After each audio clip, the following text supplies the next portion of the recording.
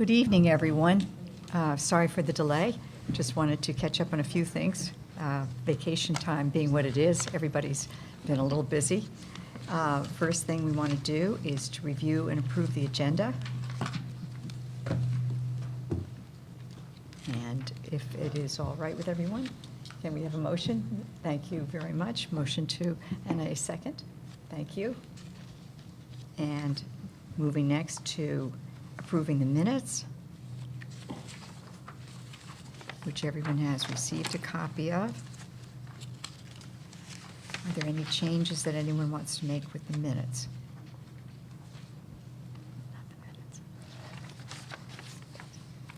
No changes. Is there someone who would like to make a motion? Yes, Sherry makes a motion that we approve as done, written, and we need a second. Thank you, Jen. All those in favor, please signify. Thank you. Any opposition? No, it's unanimous with those here. And now moving on to comments from the public. To ensure the public's right to be heard, the board has set aside time during the meeting for public comments. 2 minutes are allotted to each speaker and a maximum of 15 minutes to each subject. Is there anyone who would like to speak? Okay, there being no one who's planning to speak, we will begin with the reports and recognition. And the first topic on there is the East Playground.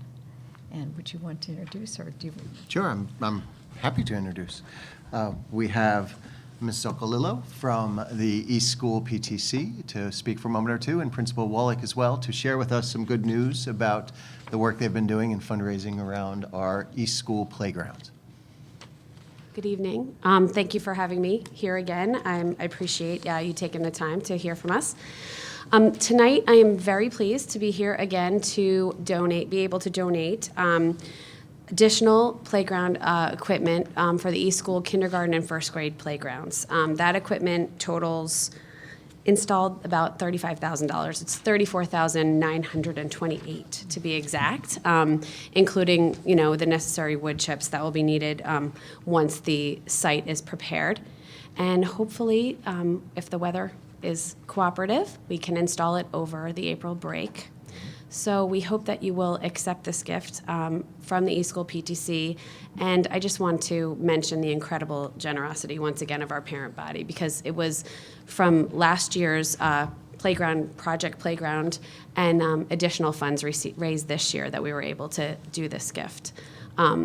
The Playground Committee was comprised primarily of administrators this year, so Chris is going to speak to how they came about selecting the equipment. But we are really happy to be able to donate this. So hopefully you'll accept the gift. Thank you, Patty. On behalf of the East staff and students, I did just want to express our sincere thanks and appreciation to the East PTC for their generosity, their commitment to growing the whole child. As we know, playgrounds not only foster physical development, but they also grow creativity and imagination, perseverance and risk-taking, and also social skills as students are interacting with their peers on these structures. I also did want to take a moment just to give the board some context to this gift. As you may recall, and as Patty mentioned, the East PTC made a significant donation last spring that allowed us to purchase a structure for our main East School playground. And our children have been thoroughly enjoying that structure throughout the fall. They are very eager to get back on it this spring once the snow piles have melted. But with some of the money that remained from that gift, we began turning our attention to our smaller kindergarten, first grade playground that is on the opposite side of the building. And what we realized is that with some redesigning and some updating, we could accommodate more students on that playground and provide them with some additional opportunities for play in that area. And with a growing population, it became evident that it was important to use every bit of space we have to its fullest potential. So we brought together a committee that consisted of some PTC members. Our chair has been Jennifer Murphy, our treasurer for the PTC at East. We also had myself and Maura Fruin, our assistant principal, on that committee, teacher representatives from kindergarten and first grade, Ann Yardis and Aziza Force. They consulted with their students throughout the process, and we learned a lot about what's on the existing playground that they certainly did not want to give up, and where they thought some improvements could be made. And we also included our occupational therapist, Stephanie Bellino, and our physical therapist, Helen Nishi, on this committee. And when we met with our consultant, Peter Wallace from O'Brien and Sons, we began exploring not only what pieces would be able to provide more play opportunities, but how these pieces might support the sensory development of students. So we've selected items such as a roller table slide that provides some different input into the body for students as they're going down that slide, different than just a smooth slide. Also a marble board, a gear board, other sensory experiences will be available to our children now on this playground. That's important for the development of all children, but in particular, we have students who will benefit tremendously because they have needs in that area. So this is expanding for all of our students the environments now that are available in the school for them to grow in this way. We're working with Bob Willoughby as well. He's been very collaborative with us in this project, as he was with our first installation over the summer. And as you heard, we're hoping for a spring installation date, weather permitting. We're all hoping for spring in lots of different ways.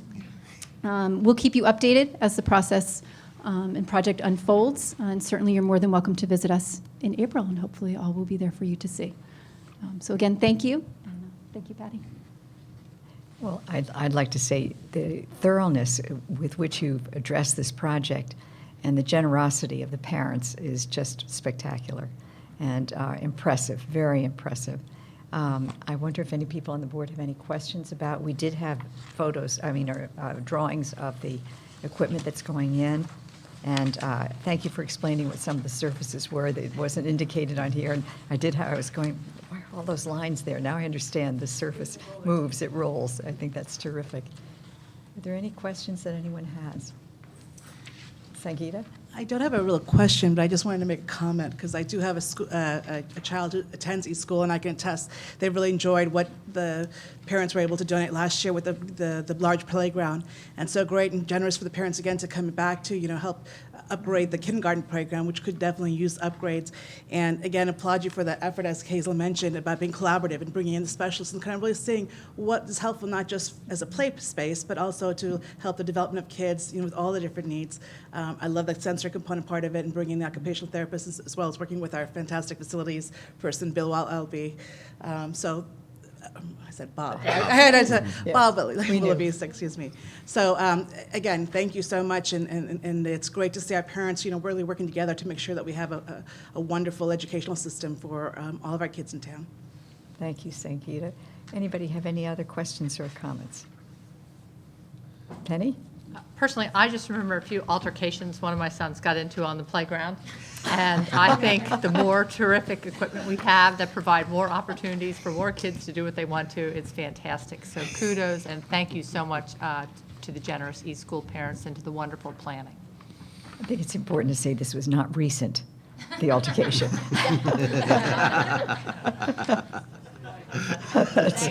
That's, are there any other, Allison?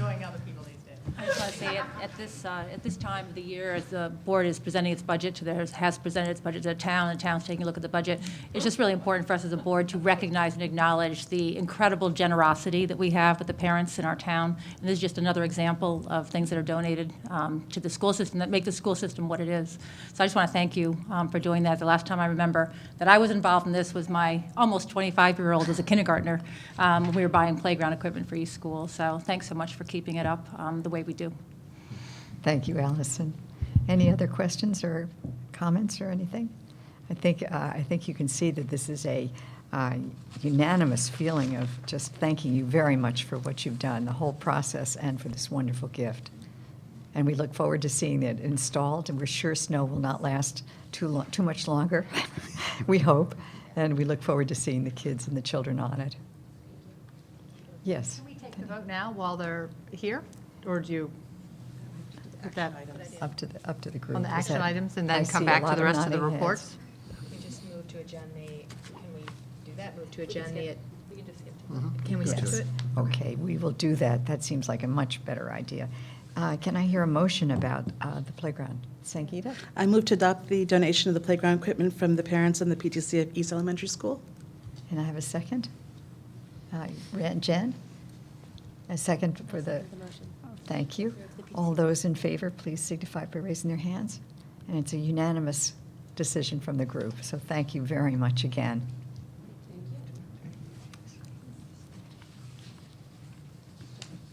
Let's move now to the new district website. And did you want to do a transition or have them? Jen can do it. They'll do fine. Jen Richardson has been on this for a long time and worked hard on it. And Dr. Miller, they have worked together. Go ahead, Jen. Thanks. So I'm excited to announce that the newly streamlined website was up and running as of Monday, February 2nd. As was stated in our previous meeting, a ton of work has been gone into this redesign. We've gathered a lot of feedback from various stakeholders through focus groups and a community-wide survey, and the redesign team from that was able to hone in on the top priorities of parents, faculty, and students, and the community to assist in communications. So in a minute, Dr. Miller will be taking us through the new site. You'll see the new site is clean, it's simple, it's got up-to-date, reliable information, and it is really easily to navigate, and it's consistent through the district site through all 5 schools. Quickly, before Rob starts, I just wanted to touch on a couple things. You'll see in a moment, actually you can see it right now, on the top right side, Rob has just informed me these are called global icons. I thought they were called quick links, but they're global icons. Those 4 on the top, those were selected based on our community survey that was held in October as the top 4 things that parents come to our website for. So that's why those have such great real estate. Registering, I did it this morning. It takes about 60 seconds. And then you have your own personalized toolbar. You can choose if you want information from the high school, from West School, from Saks. It also streams different news features that you can select. So registering really helps you personalize the site to meet your own needs. Rob has spent a ton of time on the whole site, but also on the Board of Ed pages. We have now an agenda minutes section. We have a presentation section. So if you want to know more about the Saks Auditorium presentation that was given, you can punch in like Saks Auditorium and it will bring up the presentation that you can view. So it's really easy to find information.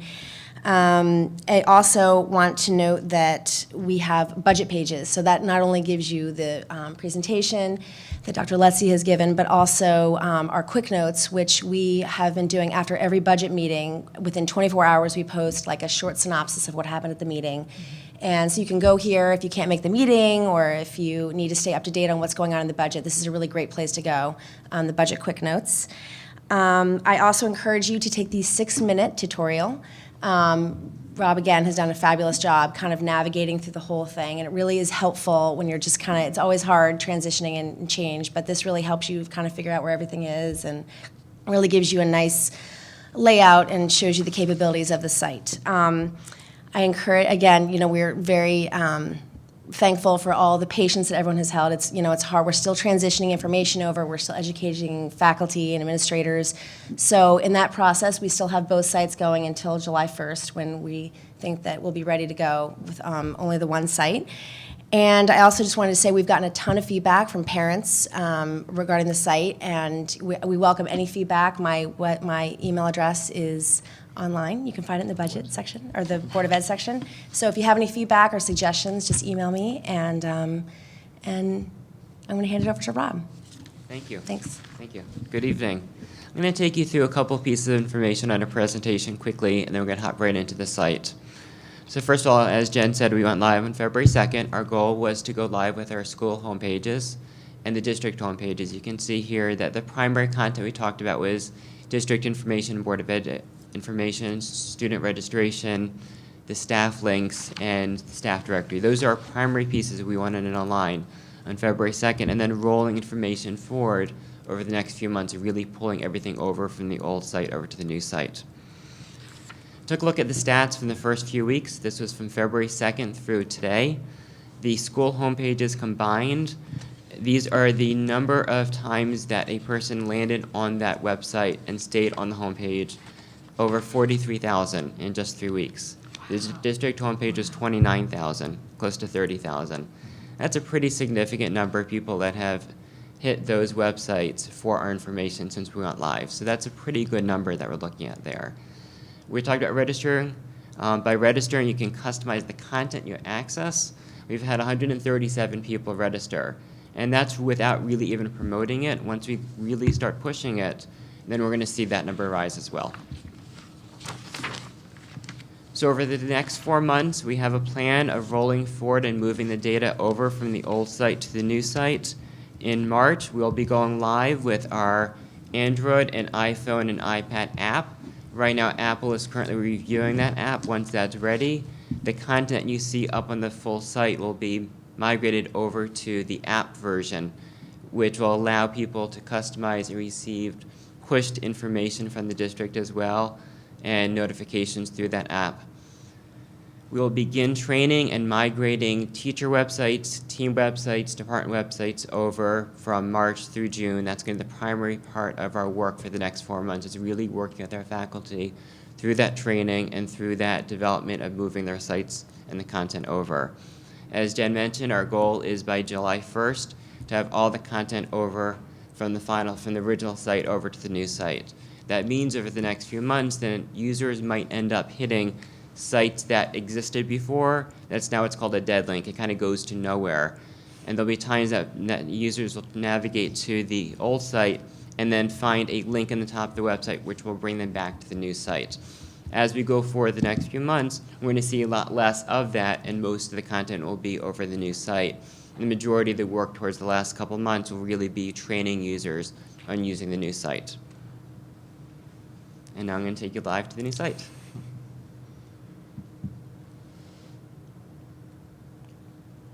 So as Jen mentioned, in the upper right, we've got our global icons. These are the global icons that travel wherever you go.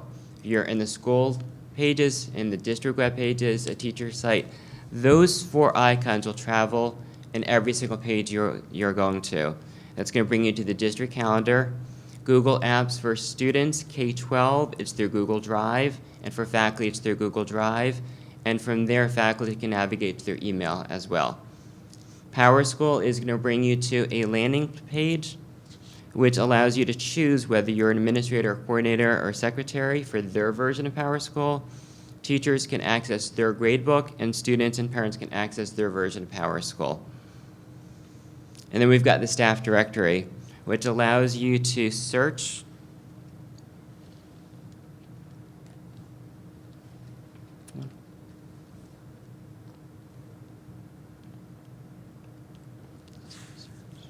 go.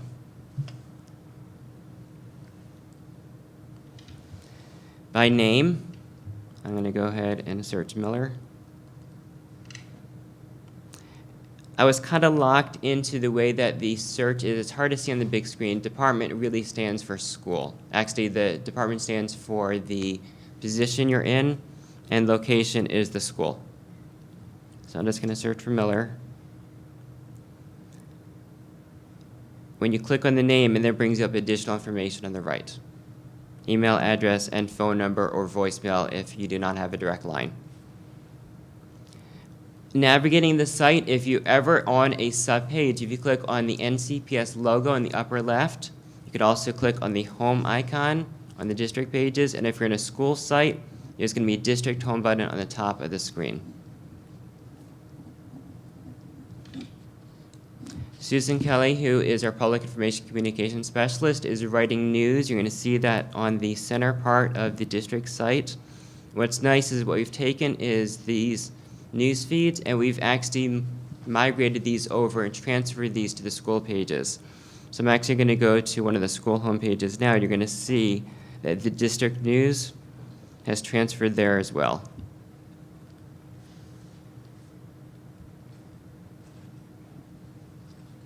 And this is in the same location in every school website. On the center is district news. That way, if you're a parent and you're primarily going to a particular school, you're not going to miss out on the district news that's being created at the district level.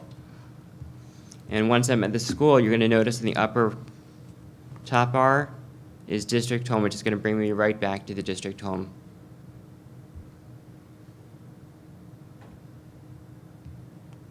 Okay. The calendar was something that really came forward through the survey as a real important piece that parents were looking for in the community. You're going to notice in the upper right-hand corner the upcoming events. These are the next 2 on the district calendar. However, You can see the full calendar by clicking on View Full Calendar. Now, if you're visiting this from your home computer, your work computer, your tablet, this is going to retain your settings. What I mean by that, you can customize which calendars you want to see on a daily basis. If I click on Customize Calendar View in the upper part of the screen, I'm going to have an option that says Calendars and Categories. If I click on that pencil next to Calendars, it's going to show that right now I'm just showing the district calendar. I can add additional calendars with the Add Remove button. On the surface, I can choose one of these schools by just placing a check there. I can also add other areas with the Other Areas link. I can search. For example, if I want to take a look at the budget calendar, I search for budget, that shows up. I'm going to click on that and say I'm done. You're going to see now it lists district calendar, which it had originally, Board of Ed budget calendar, and Saks Middle School. If I take a look through here, you can see that I've now added additional content to my calendar. So it allows me to really customize the schools or the calendar for a teacher or department or Board of Ed that I want to show in my calendar on a daily basis. And I'll retain to your exact computer if you visit that on a daily basis. Can I ask a question? Sure. If, to get it to return, does it go by your physical address of your computer or by your ID? Or? It really is putting a cookie in your settings, your computer, so it retains your settings that way. That's why if you're going from another machine, it's not going to transfer with you. For that, you're going to do the logging on and the My View, which we're going to get into in a few minutes. But that was a very good question.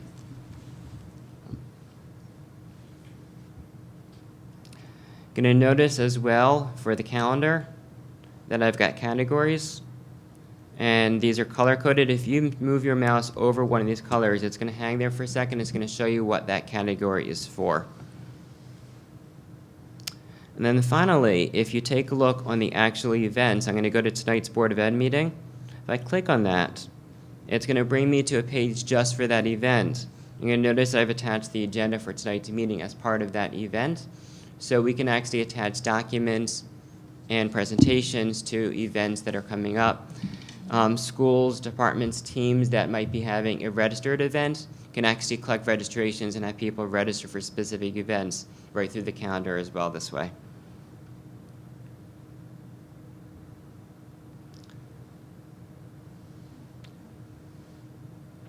Okay, in the upper right-hand corner is a search button. By clicking on search, it's going to open up a window which allows you to type in a keyword. I'm going to go ahead and put in South window and hit enter. And it's going to bring me 10 results. It's using a Google custom search. Over time, this is going to get more powerful as it indexes more of the site. But you're going to see here it looks like a typical Google search that you would have found just by going to google.com, but it's customized and tweaked just for our particular website. And then you can click on any of these links and it'll take you to those links.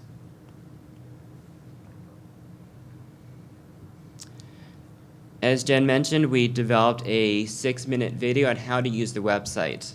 I was at one of the schools the first week we launched, and one of the campus monitors came to tell me, said, you know what, people keep asking me where to find stuff. I said, okay. I went to a meeting, and I came back about 15 minutes later. He said, Rob, I watched your video, and every question they asked me was in your video. I said, if only they watched it, they'd get everything. I said, yep. And so we tried to design that video to really navigate people towards all the features of the website. So everything I'm going through now, really encourage you to go back through, watch the video, and watch, as the community and parents to watch the video as well, because it really helps to navigate to where everything's located. And you can get to that by the lower right-hand corner of the screen here where it says new website video. We have quick links, which in the upper left-hand corner, and these are links that we imagine will change over time based on the needs at that particular season. So we might have a link to plays, we have the budget links right now, we've got public RP, so it's based on what currently is the hot topics, and each school has a section of quick links as well, once again based upon what really is urgent and important for their particular schools. And one of the pieces of feedback that we got from the community was, we'd like to know when the last day of school is. We know that things are changing, we know the weather is happening. So we took that advice, we went and we added in the right-hand corner, the right column, the tentative last day of school, and that's gonna display there. And if it changes, and we cross our fingers, it's not gonna change, and that's what it's gonna stay as. And I'm gonna take you to the Board of Education site now, which we listed under District and Board of Education. And as Jen mentioned, I have spent a lot of time working on the Board of Education pages. And we placed news and the meeting schedule on the right corner, the right column here, which lists all of your Board of Ed meetings, and I've pulled in the budget meetings into this calendar as well. You can access the full calendar, and I'll show you a big calendar screen as well. Now I'm going to take you to the Board of Ed agendas and minutes. And you're going to see two things here. One is a series of search fields where I can search by year. So I'm going to go ahead and I'm going to say, show me 2015. And I want to say, show me all the minutes. I can search by a keyword if I wanted to. If you're going to do that, I suggest you to put in contains, and then you can type in a particular topic there. I'm just going to say submit.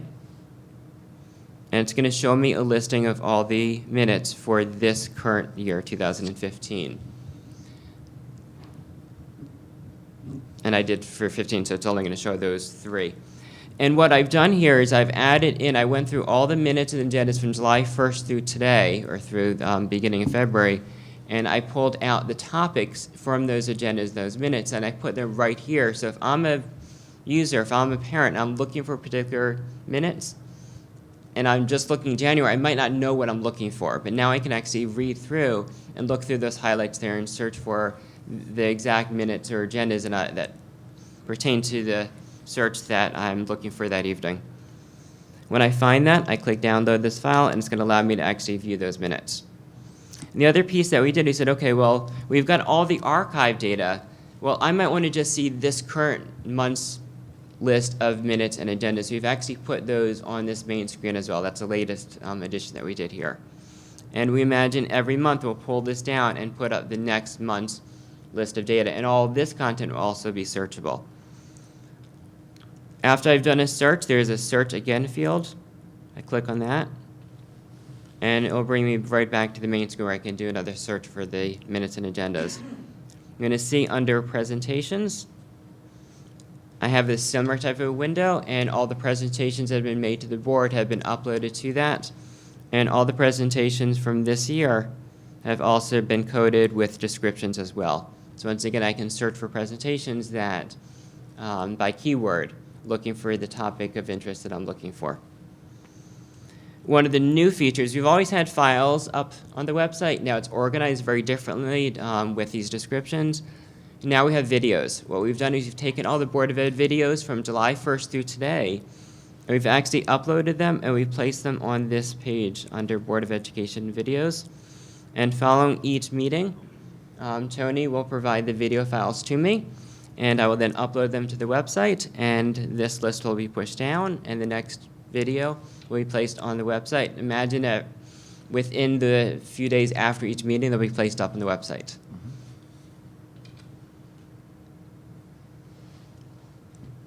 We also have a whole section just for the budget. We have a general letter about the budget that Brian put together. Thank you, Brian. And we have all the Board of Education budget documents, the current budgets listed right on the main screen there, and you can also search by past, current, or proposed budgets, and you can search by category and keyword as well. So we have a lot of information pertaining to the Board of Education and the budget, and a lot of this was moved over, and a lot of this has been packaged in a very different way that we've had in the past. Hopefully so that the parents and community have a much easier time finding the content that they're looking for.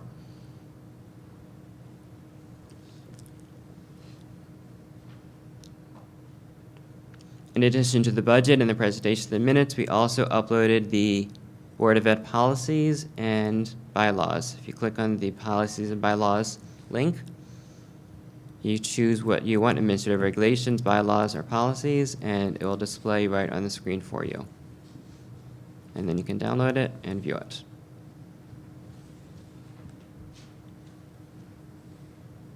Once again, to get back to the home screen, I click on the home icon.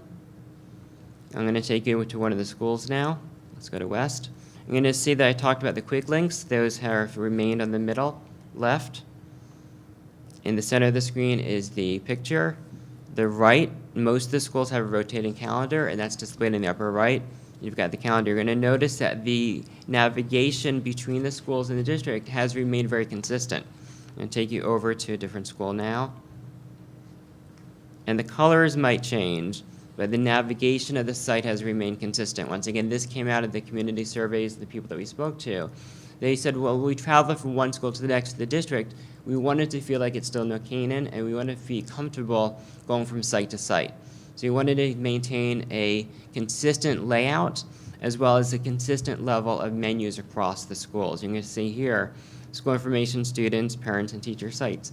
These links, these menu options remain consistent regardless of whatever school you go to.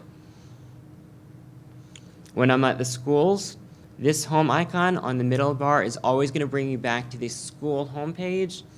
If I want to go back to the district homepage, I go to district home.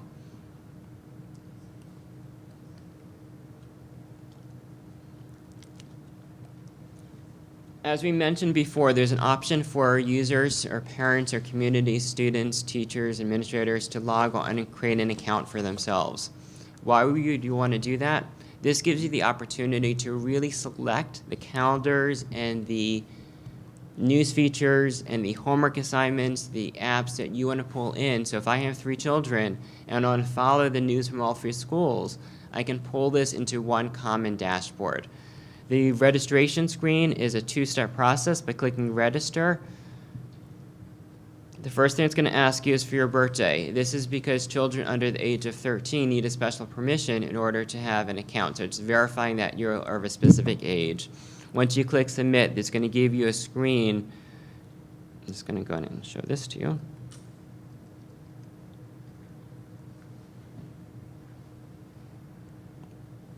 With a bunch of information. Now, the only information here that you have to fill out are those fields that have a triangle in the upper right-hand corner.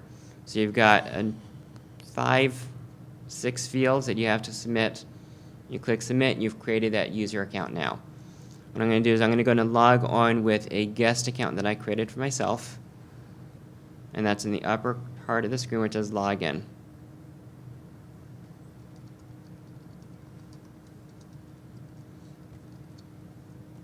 And if you happen to forget your password, you can click on the Forget My Password link that's right on the screen.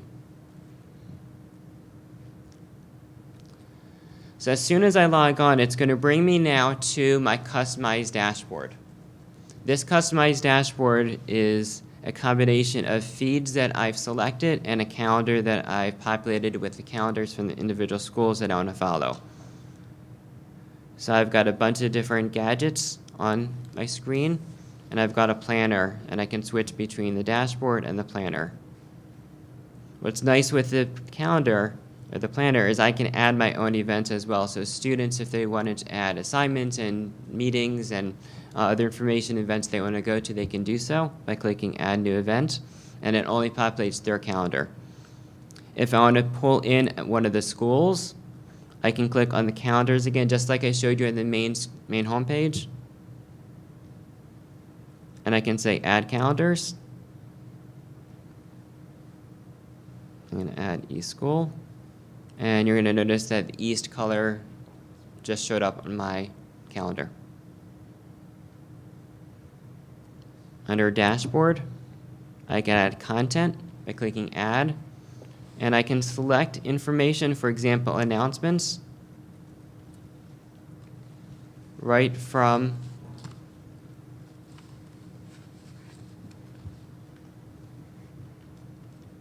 any of the schools.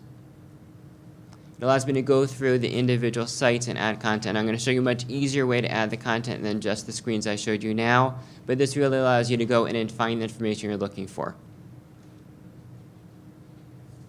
You can also customize how the screen looks by using the gear in the upper right.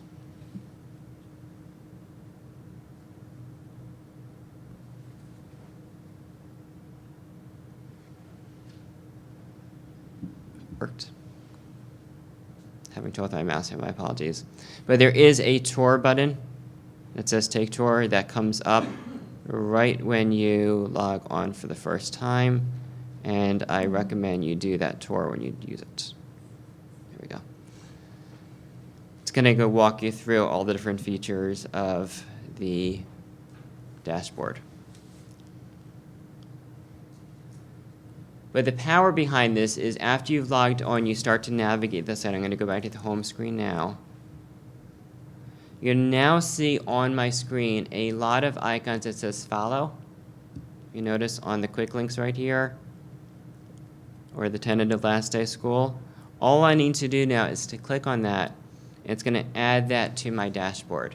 So as I'm browsing the site, if I find a page that has information I want to follow, it could be news, it could be a calendar, it could be teachers posting homework assignments, I can add that to my dashboard just by clicking the follow button. I can add it to a gadget that's already in existence, or I can add it to a new gadget and give it an entire name and organize it to the own custom ways that I want to add the content to it. So that's really the true power behind the dashboard, your ability to pull everything together into your screen, as well as if you do anything with RSS feeds, you can take content outside the district and pull that content into your dashboard as well.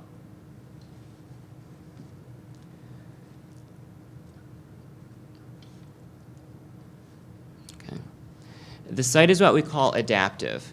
What that means is what you see on the big screen here is your traditional site for a website. Everything fills the screen, but on an iPad, the screen is slightly smaller, and an iPhone and another mobile phone, the screen is much smaller. The website will adapt based upon the size of the device that you're on, and I'm going to demonstrate that now. You're going to take a look on the site. I've got my menu bars across the top here. I'm now going to close this up. Okay, stop right there. Okay, you're going to notice that my menu bar has now gone away. It recognizes that there's not enough space for that to go. I now have a new link that says menu on the left. If I click on that, it's going to show me the menu options that I had before. So if I want to go to district, I want to go to the Board of Education pages. If I click on the plus sign, it's going to now show me those menu options that I had as a drop-down now on the list on the left. So if I click on Board of Ed, it's going to bring me to the Board of Education page now. I click on menu, I can then go back home, and you're going to see what was 2 columns before is now, or 3 columns before is now 2 columns. What it's done is taken the data and it's just moved it down further down the page. Now I can even go on a smaller device than this, and I'm going to make this a little bit smaller. Oh, there we go. Now I've gone from 2 columns down to 1 column. And if I scroll down, you're going to see that I have not lost any of my content. It's all still on the site. So really, this is designed so that the end user, regardless of what device they have, they'll get the same look and feel and have access to all the content. Our old site, the picture didn't show up. It just didn't work right when you're on other devices.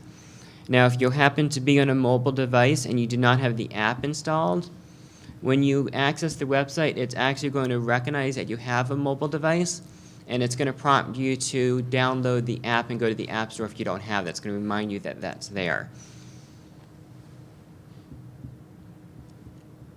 Now, we were tempted to show you what happens, but we didn't want to alert people that there might be a problem with school. But if there is a delayed opening or there's a closure, this entire layout will push down slightly, and a yellow bar is going to show up with a message from the district. We decided not to show you tonight what that looks like. Thank you.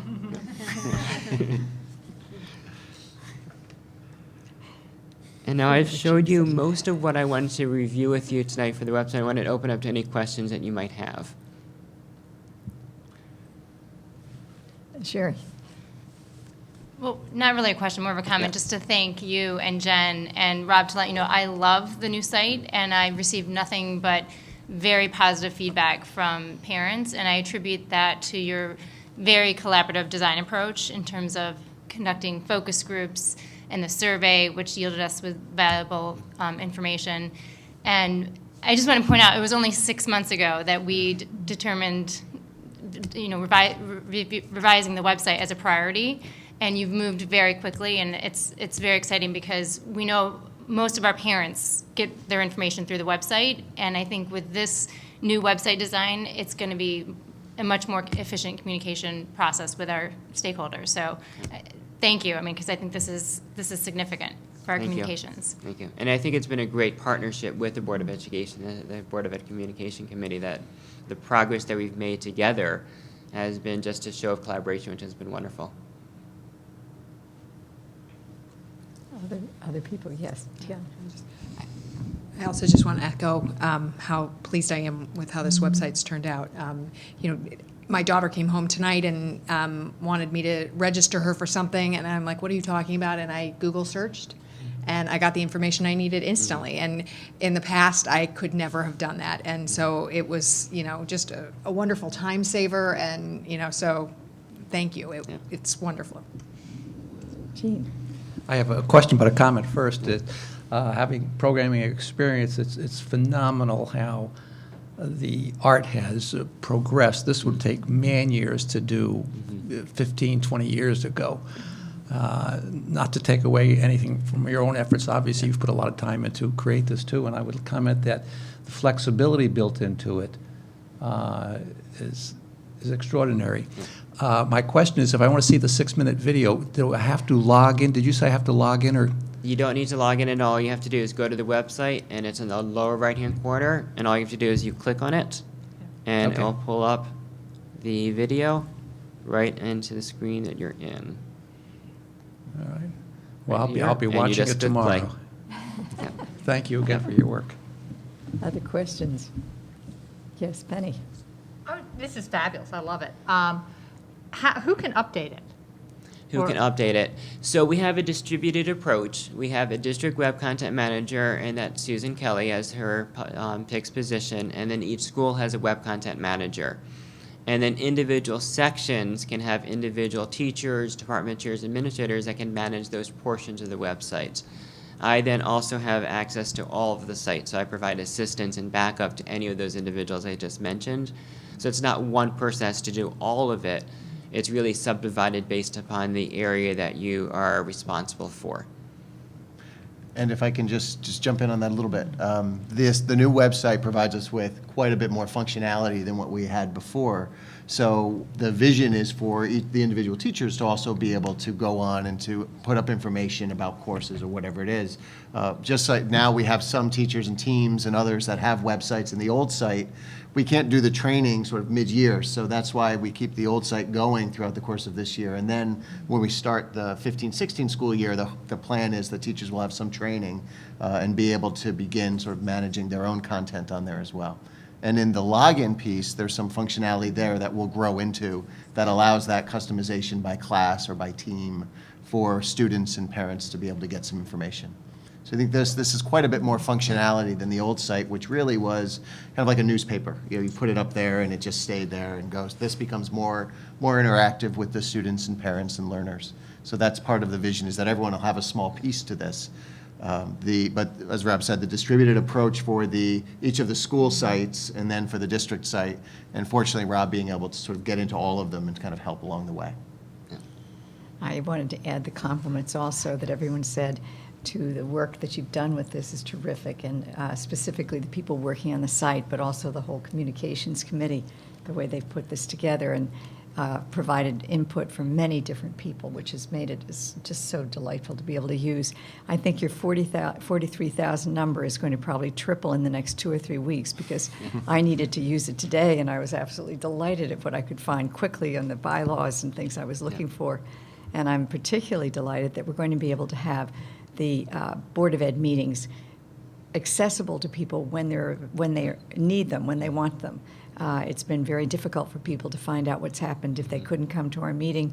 It was on special days and hard for people to build their schedules around it. So particularly I want to thank you for that, because I think many of us have had to pick up explanations and tried to give the presentations that our teachers and our staff and our administrators provide are just outstanding. And we'd like to have everyone to be able to see them, and of course sometimes they can't come to the meeting, or they may not have been able to watch it. So we ended up doing the presentations in a 5-minute, which had been a 20-minute presentation, which is not quite adequate, and will help us, I hope, in the communication that we would want to have for the whole town, for the wonderful programs that are in our schools and what happens with them, and the things that parents are doing in the schools, and the way the entire system works in such a wonderful way. So thank you for helping us with that communication. Thank you. Are there any other questions? I'll just add, because I know that we kind of started off at the beginning of this project, and there's a lot of requests we had for when we wanted to change a website, and I'm just so happy to see that now as we're coming out to the other side, that we actually got what we wanted. It doesn't happen often. No. And it's amazing. We've got a nice, clean site, easy to access, and it's supposed to be available for information, and people can get, as people have mentioned, information easily and readily, and that it's something that we can grow into, too, with the video capability and such. So kudos again to everybody involved, and I know there's a lot of hands involved to get this to where it is today. Thank you. Thanks. And I want to just highlight that last point, that this really, you can tell it's a labor of love for Rob as he's been into this and continues to do this for Dr. Miller, but there's a whole team of people doing this. Our content managers at each school, they've been working through this since really November when the training began, and sort of piecing it all together, and Susan Kelly, and you can see the commonality of format on each of the pages, where the quick links on one side and then the calendar. That was a very important part that we heard from the survey and other things. So getting people to sort of to set it up that way and to keep it consistent across the district has been it's been great work and great effort. I think that we see the results of that work now. The idea that you can go to one page and you can see all of the events that are happening in the district because the calendars are all common and feeding into each other, I think is really powerful for communication both in and outside of the schools. So it really has resulted in a great kind of third step. And you're right, to think it's only 6-8 months ago, I guess, the conversation began and then the commitment. But it really has been a work with community members, with the board, with staff, with others, and sort of figuring out what it was going to be and then kind of making it all happen and getting the reality. We still have a lot of work to do, but I think we're really off to a great start. And as someone who used to create websites back in the 90s and the early 2000s, it's come a long way. Yes, it has. Any other questions or comments from anybody? I think kudos, that's all around from us. So thank you so much. Well, thank you. Thanks, Rob. And the time that also Jen has put into this, I know, many, many meetings. Thank you. More to come. Looking now at our next item, which is Statement of Accounts. Ms. Harris. Good evening, everyone. I've got good news and I've got bad news. Which do we want first? Whatever you think is best.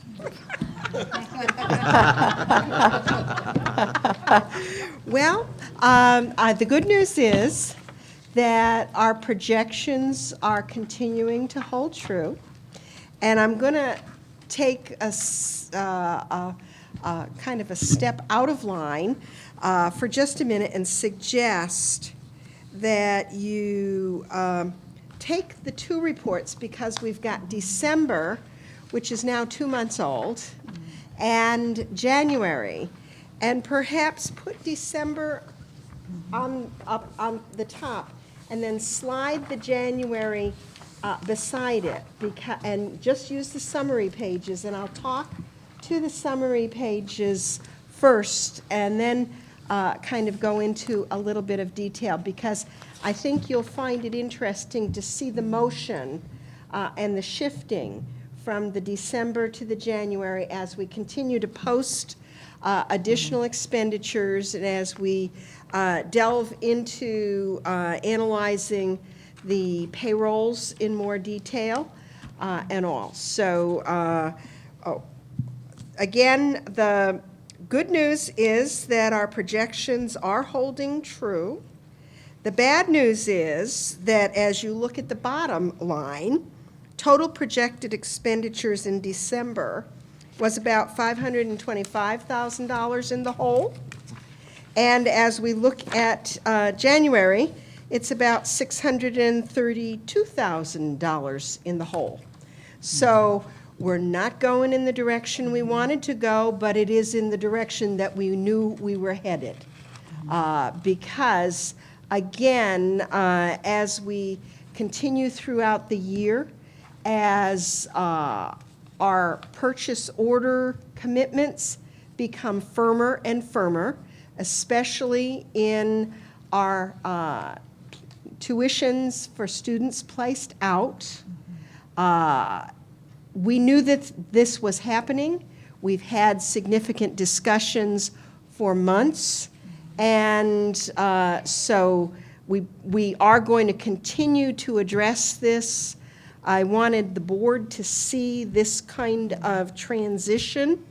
We will be sending both of these financial statements on to the town bodies, to the town finance director tomorrow. We always do that the day after. The board has an opportunity to discuss, ask questions and things like that.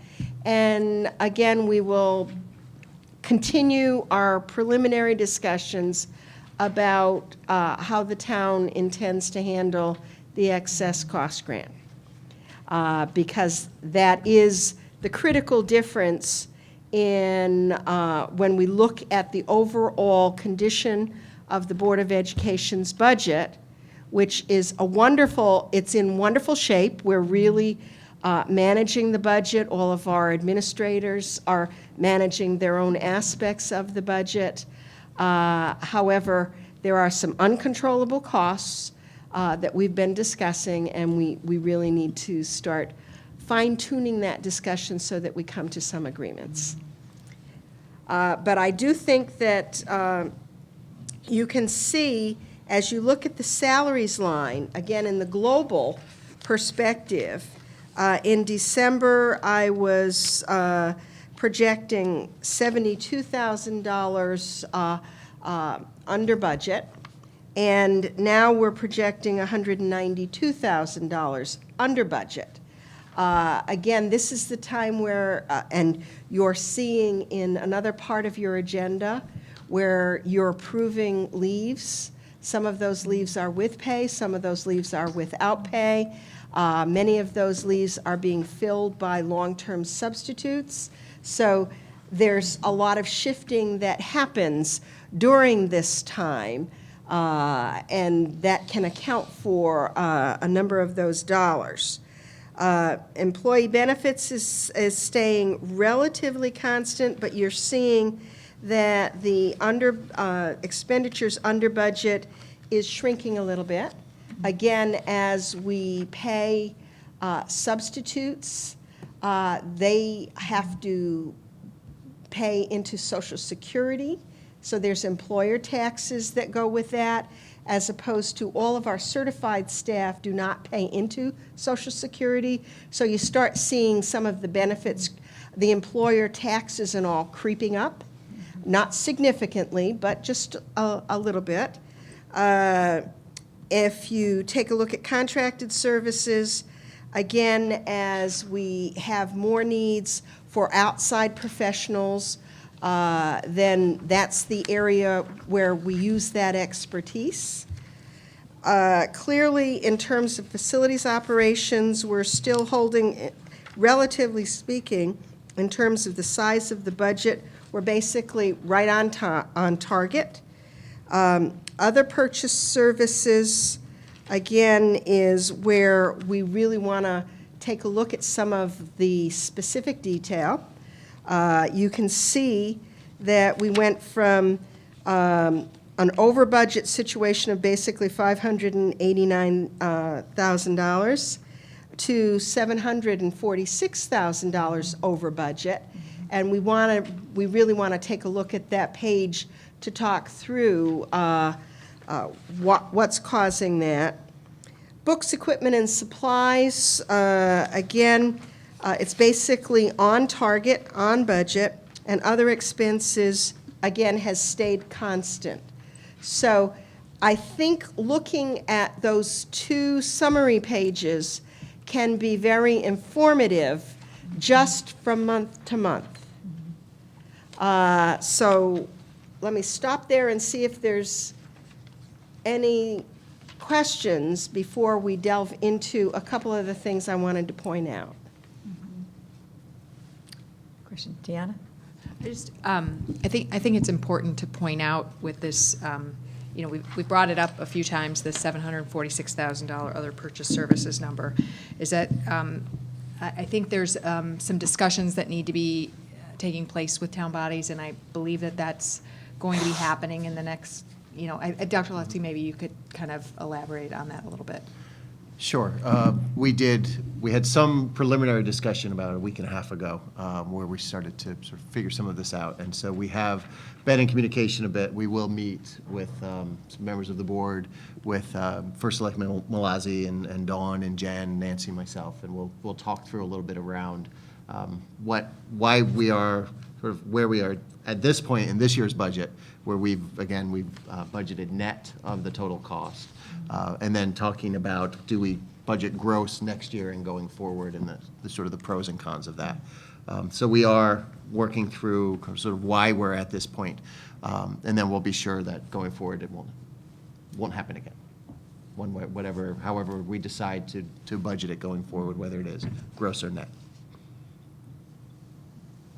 Yes.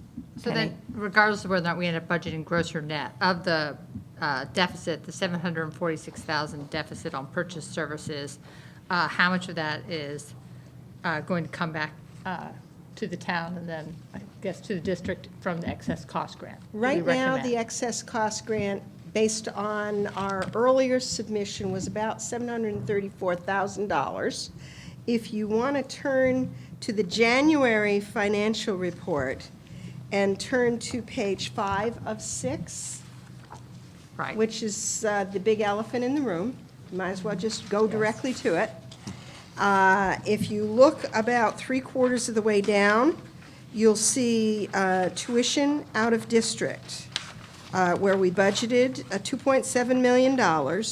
You can see the payments to date, that center column, year-to-date expenditures. That's actually cash paid out on tuitions. We've already spent, as of the end of January, $2,013,700. We have purchase orders, that is the commitments for children who have already been placed, of an additional $1,336,550. So if a child was placed on September 1, we would create a purchase order. Actually, Darlene and Laura Luchette would create a purchase order for the entire year through the end of June. And then we would pay as the invoices come in by month. So you can see that we have $1,336,000 for 5 more months, and we've already spent $2 million for basically 5 months. And what I did was recognizing that as we move into the spring and continue the IEP process, as youngsters come through that whole process, we always anticipate that there will be some additional outplacements. However, you're not encumbering dollars for an entire year. You might be encumbering dollars for a 1-month placement or a 2-month placement. And this is just a guesstimate because we don't know what's going to happen in those individual educational planning and placement team procedures. Deanna? I just think it's really important to highlight that 98% of these cost overruns are sitting probably right now in another account within the town, and that it's here, it's not, it's just a matter of accounting and where the money, so the state is paid this money, it's sitting here, it just needs to be transferred here. And so while it looks like we have a huge budget overrun, the state is financing most of that. And it's just when the dollars get released to the Board of Ed. I think that needs to be Sure. very clear. The budget was created. Yes. And the overrun was intentionally part of Yes. the budget development process when the budget was created Right. because of that excess cost reimbursement grant. So we're So waiting. we would have, with the excess cost at the 734, we would be running at $100,000 surplus or net Yes, on that's- our budget. That would be correct if 100% of that grant, which, based on the numbers that we've got here, would fit the criteria of the excess cost and the fine print of that law, absolutely. So our budget has been, in fact, vindicated that it is correct what we put aside and planned on. And it's, as Deanna's mentioning, that we need to have that funding to be released in order to make our statements look accurate.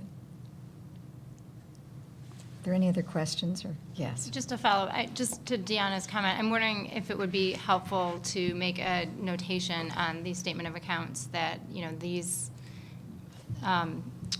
this does not reflect excess grant reimbursement. And because I think, again, to Deanna's point, that if I were a community member who downloaded this from the website and looked at this, it would be confusing, because I would think that we were, looking at a material loss on our budget.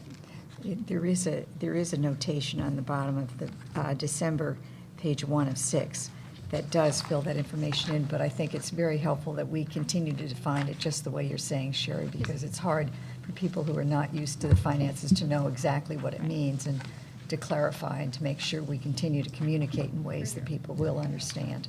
And Sherry, I that's important. apologize, because I think I put that there because you had made that suggestion, and I forgot to put it on the January. I apologize. So we're beginning. Are there other questions or? That was the piece that I really wanted to highlight, and you can see the transition. Again, if you looked on the same page in December, as you looked at the amount of purchase orders in total, and again, it's page 5 of 6, you can see that our year-to-date expenditures as of the end of December was $1.4 million. So, in 1 month's time, we spent another $600,000. So it's reflective of the placements as they came in from a timing perspective and all. And so at that time, I was still using the $150,000 of anticipated, and I was wrong. But again, we get better as we get closer to the end of the year. It is the most significant thing that I really wanted to highlight for the board. The other piece. Could I just add one point in here? Because I think it's important that we have such a terrific special education department that is managed in an extraordinarily fantastic way, that we know that the amount of work that goes into having this funding be brought back from the state to us requires significant documentation. And we thank you for the documentation that you've done in order that that money has come back to New Canaan and will be used appropriately as we open up communication about it. Thank you. The other page that I'd like to refer you to, and we might as well stay on the January rather than looking at the December, because January is more accurate than December, if you go to page 3 of 6, and again, under contracted services, if you go to the OTPT speech intervention line, and again, these are services for our youngsters directly, but they are outside sources. And you can see that this account is also projected to be in deficit. That is, again, part of the whole of services for our youngsters with special needs. And then you drop down to the very last line in that, the PPS professional testing services. And again, you'll see that that's projected in deficit as well. So again, these are unanticipated needs over and above some of our budgeted amounts. And we need to look at the whole of all of our special educational needs when we talk in terms of it's not just tuition, it's special ed transportation, it's all of the related services that go into supporting every one of our children in the very best way that we know how. And we know that we've got an extraordinary group of professionals led by DAR. So again, it's not just the tuition. Make no mistake, there are a number of other pieces that go into that issue. The other piece, while we're on that page, I just thought I would point out, in January, if you go to the second line on that page, custodial overtime, at the joint meeting between the Board of Education, the Board of Finance, and the Town Council, there was some disbelief about custodial overtime. And you'll see that we had actually budgeted for this year $150,000. We had spent by the end of January $135,000, and that didn't take us through our lovely February, where we had people working all last weekend, this weekend. When you're into the minus numbers, you have to have people being able to respond.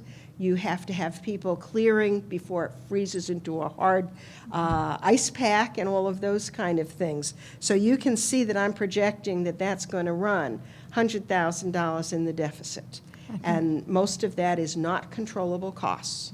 So I wanted to also point that out so that you have some degree of confidence when you're being asked about these kind of things, that they're based on some experience that we're having. It's so important that we have all of our sidewalks and the roads as clear as they possibly can be for the number of people that are using them, and ensuring that we can have people come in safely. I've seen Gene, he's got his hand up, and he has I have been very patient. A comment and a question, Nancy. On the December one, where we're suggesting moving it over, or Sherry is suggesting, I think we all agree to move it over or include it in January, where it says tuition account, I realize that you're referring to the sub-account of other purchased services. Yes. But for clarity, I would suggest you just, for anyone who's reading it who doesn't know about page 5, that you might call it the other purchased services account. Just to be clear, even though it's less precise, it comes to the same thing clearer. B, when you, and I'm not an accountant, where you say net of CT, State Department of Education, excess cost grant, blah, blah, blah. Is that the right word, or is it before application of the? That's clear. In other words, as a non-accountant, it sounds to me like, well, that's after we consider the $750,000, but it really is before. So maybe it's an accounting phrase of which a non-accountant may not be clear on. I will actually look to my boss because he's a better wordsmith than I am, but I'll come up with something and then he'll correct it. But it's a point well taken, because we want to be sure whoever looks at this understands exactly what we mean and why it is the way that it is. So, thank you. Thank you. Thank you. Yes, Sankita?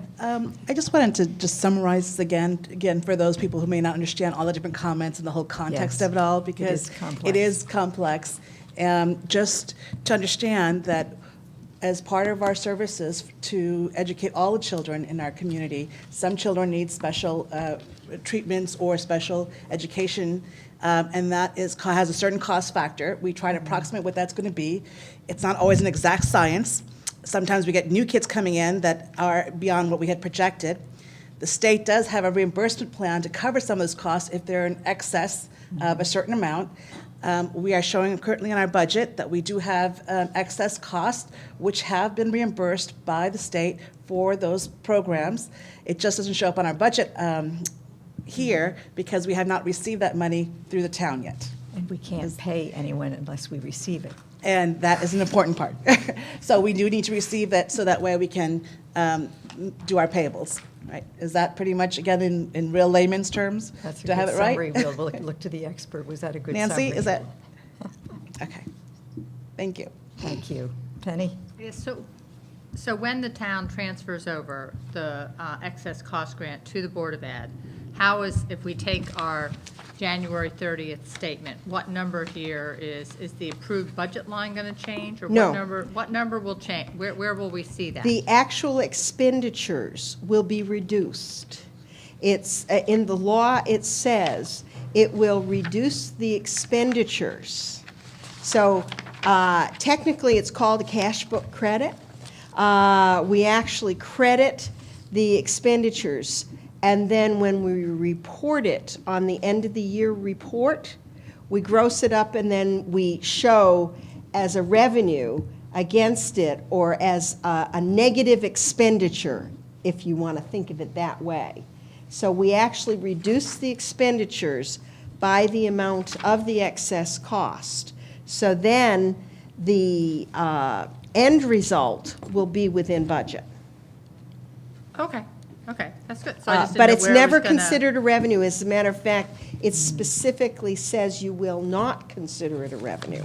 It must be considered, and that's why it cannot be an additional appropriation. It is considered as a reduction to expenditures. Okay, all right. Thank you very much. Very helpful. Probably Thank too you. much information. No, I didn't know. I was sitting there thinking, where were we going to show the revenues? That helps terrifically. It's not a revenue. So would you say it as reimbursement, or no, not even that? It is. It's a reimbursement, reimbursement in the current year for expenditures. So for instance, the Board of Education can only take in reimbursements in the same year that they're expended. And that's why this grant was specifically designed and worded that way. If, in fact, so for instance, there was an adjustment of about $50,000 that was sent to the town from last year, we really should have collected an additional $50,000 in excess cost. Well, our year is done, so the town gets that money. And it was just tacked on to the educational cost-sharing grant. But again, I happen to have been there when this law was actually created and testified on behalf of the Department of Education. And it's crafted that way so that boards of education can take in and reduce their expenditures, and that it is not additional revenue and it's not additional appropriations. Thank you. Yes, Deanna? Just because we're in the middle of budget season, I think it's important to also highlight, in your overtime comment, I was just looking at last year's end of year overtime for custodial overtime. And it looks like here, if I'm looking at the correct line, because it's a slightly different format than what we're seeing right now, but it was about $67,000 at the end of the year. So, it's pretty consistent. I don't know, last year was pretty brutal too. I don't know if it's more brutal or less brutal, but the way our contract is written, we're going to have custodial overtime, and I think it's important to highlight that that's going to be a budget issue this year, and it's real, and it happened last year as well. So, Other questions? That is a very comprehensive report. Did you have other things to add to it, or? I think I think that's clarified to everyone more an understanding about the purchases and about the funding that's coming from the state or is here presently from the state. What we'd like to have happen with that. And I'll fix the January statement and get a better phrase that's more comprehensive. Thank you again, all of you. Now, next we have done the East School Playground equipment donation. So now we were moving on to the Communications Subcommittee Charter second reading. I just wanted to preface that with, again, thanking the Communications Committee for the outstanding job that they've done this year of providing communication. It was mentioned about the quick notes that are the budget notes and how clear they are. I was looking at those today. The summary, excellent. And it's really helping people to understand what the process is and what happens at each step. So thank you very much for that. And the other things that you've done, which we've already talked about, the the online and everything else, but just very appreciated the meetings that you've had to help people parents to be able to understand what's happening, and they communicate the process. Sherry, would you like to talk about that? Yeah, so I just want to point out before we vote on this motion that the amended charter did not get attached to the minutes, unfortunately, but we're voting to approve the amended charter to be consistent with our bylaws, which is amending that committee members will serve for 3 calendar years from appointment. So I just want to make sure everyone's clear on that. And we've already made and seconded the motion, so we just need to vote, but I just want to make sure everyone was clear on what we're voting on. That's helpful. Any questions about that before we begin? And that's in the form we've already had. We had the first read on that. This is our second read on that. And we know what the motion is. Are there any other further questions about it? Yes, Penny. It also had just the language change about how we were selecting members in accordance with bylaws. Okay, Yes. just because I didn't see it. Okay, great, thanks. Okay. No other questions? All those that are in favor of this motion, please signify by raising your hands. And it is unanimous with everyone that's here. And so pass. Now we have the consent agenda. There are several things on the agenda, the consent agenda. And if everyone would look at those, if you haven't had a chance to already look at them. And if anyone has a motion that they would like to make. Sangeeta? Motion to approve the consent agenda? All those in favor, please. Oh, second first, please. Second. Thank you, Sherry. All those in favor, please signify by raising your hands. And that is everyone that's here, so that's a unanimous vote. Moving the consent agenda, and from the consent agenda to the announcement about the future meetings. And would you like to talk about that as? Sure, love to. The first, important to note that our Board of Ed, our first meeting for the board in March is not on the first Monday of March, because that would be a week from tonight. So it is March 9th is our next meeting, 2 weeks from tonight. We are looking at putting together an update on social studies curriculum that has been discussed at the state level and recently approved at the state level. So we thought if we could give an update on some of the work that's going on there, and possibly some information around the assistive technology use in our special education program as well. We do have many other meetings between now and then. Tomorrow night, there's a meeting with the Board of Finance to continue our discussion around the budget. Then there is another Board of Finance meeting on Thursday night, although tomorrow night we may be able to conclude our discussion with them, not real sure. But then the following week is the public hearing with the Board of Finance, and then the week after that is the vote. So all of that information is on our website, in the budget section of our website. So if you feel free to go visit and learn more about all of that. Times and locations are on those spot. Yes. So that's helpful to know, too. That wouldn't be just if tomorrow you don't have a chance to check on it, that meeting is going to be 7 o'clock at the Nature Center, as is the one on Thursday. Did you have any?